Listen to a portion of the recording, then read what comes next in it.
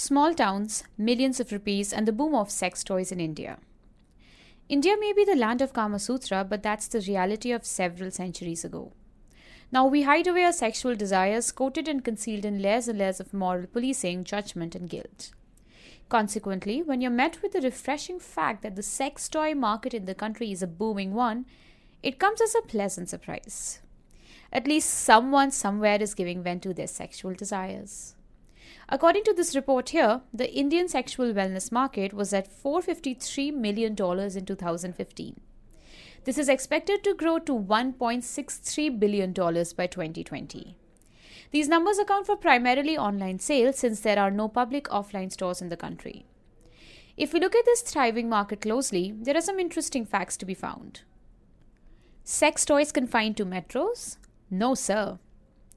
The demand for these products is not simply limited to metro cities. While they continue to be a major demand epicenter, demand is growing in Tier 2 and Tier 3 cities as well.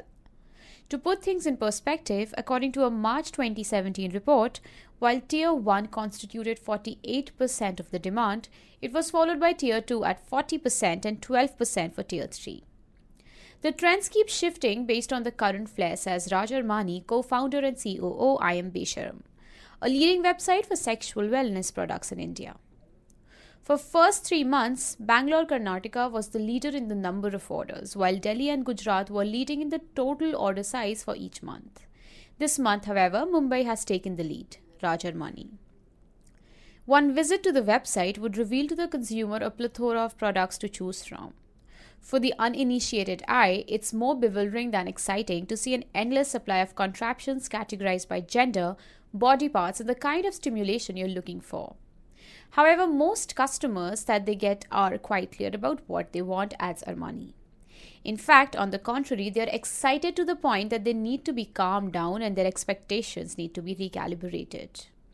Similarly, Balaji TV, CEO and founder of LoveTreats.in, agrees that while majority of their sales come from metros, smaller towns constitute a big chunk. Majority of our sales come from Bangalore, Mumbai, Delhi, Chennai, Hyderabad, Kolkata, Cochin. Tier 2 to 4 places accounted for 25 to 30% of sales this year so far, Balaji TV. Wanting everything at once. When it comes to consumers, they cover the whole spectrum, from being sure of what they want to being hesitant about their first buy. Both Balaji and Armani have different experiences to share. They approach us for sexual health advice, counseling, or just to help choose products. Most people seem to know what they want. First-time buyers are a bit hesitant on how much to spend. We always advise buying cheaper ones before upgrading so that they learn what they like and what they don't like. Balaji TV. Armani says that most of their customers don't realize that they are talking to him since he uses the pseudonym Agent 007. However, they are very clear about what they are looking for. About 90% of them know what they want. The only problem is that they want everything now. So we have to, at most times, calm them down and set their expectations straight. The porn ban brought a lot of such users to our store. In fact, the women shoppers are giving our team a training and tour of the wide world of erotic commerce. We end up sourcing products from as far as Japan, Brazil, and Europe for the custom items they demand, Raj Armani. Sex toys not only for the young or a single gender. Balaji says that the age group of their customers is somewhere between 25 to 45 years and that 60% of their customers are women. Armani suggests that they have a bigger number of men in their clientele than women, but this ratio has been changing too every year. The ratio has been changing every year as women shoppers have been increasing from 18% when we went live to about 32% now. They come ready to shop and are no nonsense when placing orders. We have some amazing conversations with them during pre-sales and post-sales discussions. Raj Armani. Contrary to popular belief, there is no dearth of customers in their middle age or beyond. Sex toys are not only the stuff of the young and hormonal. About 60% of the total demand in India was constituted by people over the age of 45. There was also a significant number of women consumers in this group. Additionally, the same report points out the average order size for women was larger than men by 18%. When it comes to I Am Besharam, their customers are anywhere between 28 to 40 years old. For men, the age bracket is 25 to 35, while for women, it's 30 to 40 years of age. Did you know it's illegal to buy or sell sex toys in India? Section 292 of the IPC makes the sale or buying of sex toys illegal in India, calling them obscene products. However, the vagueness of the law leaves room for a lot of grey territory, which is what is utilized by sellers and buyers in the country. Armani further comments on this grey area and adds, "This is less an art and more of science." The first point to note is that the definition of the laws that can regulate sale of sex toys in India is vague and hence most times misunderstood. If you dig deep, you come to know that you can still comply with the law, but yes, you will have to face the challenges of ratifying it at every step. To begin with, the products are often termed as something meant for sexual wellness and well-being. Can't go wrong with that one, can you? Some retailers also posit them as products meant to strengthen and save marriages. Several of them go ahead to garb their vibrators as lipsticks or pens.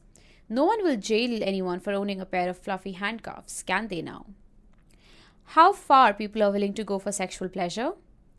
One of the most unusual things revealed by agents of Ishq after conducting a survey with 100 women was the usage of a particular mobile phone as a vibrator. When women were asked about the most unexpected things they have used for pleasing themselves, other than pillows and toothbrushes, many women responded with their stories of using a Nokia 3310 handset. For women who didn't have access to sex toys, these are the alternatives they made do with. Other than the pricing and availability of such products in India, where there can't be a physical store, there is of course the concern of secrecy when buying a product for sexual gratification. People often go to great lengths to conceal their purchases.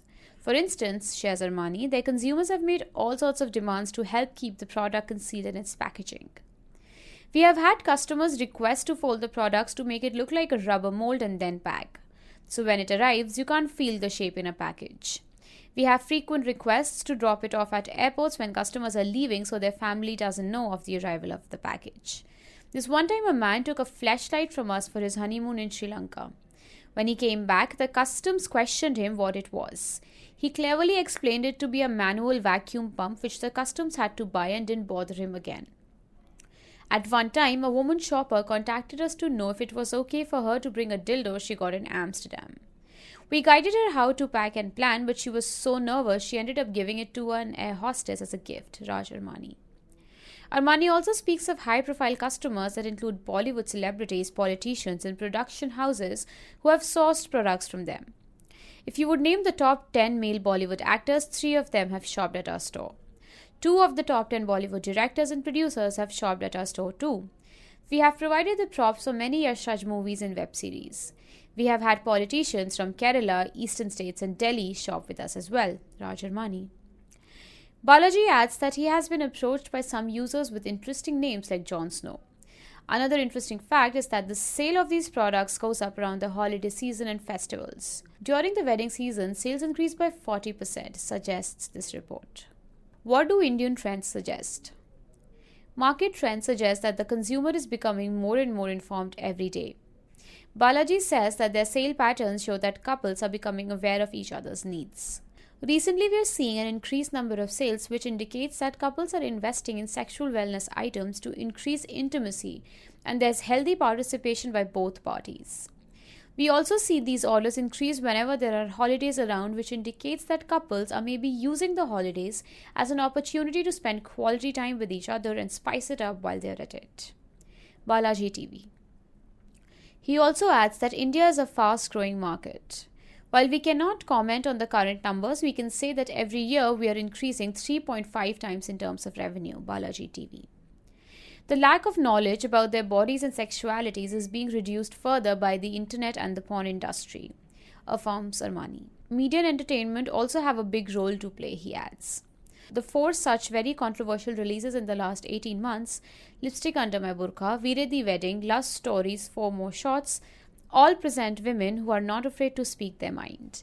This shift in thinking, along with the internet literacy of over 400 million people in India, is going to explode the sexual wellness category. So much that it will bring worldwide attention to India again, reminding everyone of what Kama Sutra did in 200 BC and how its aftermath is reshaping India in 2020. Raj Armani.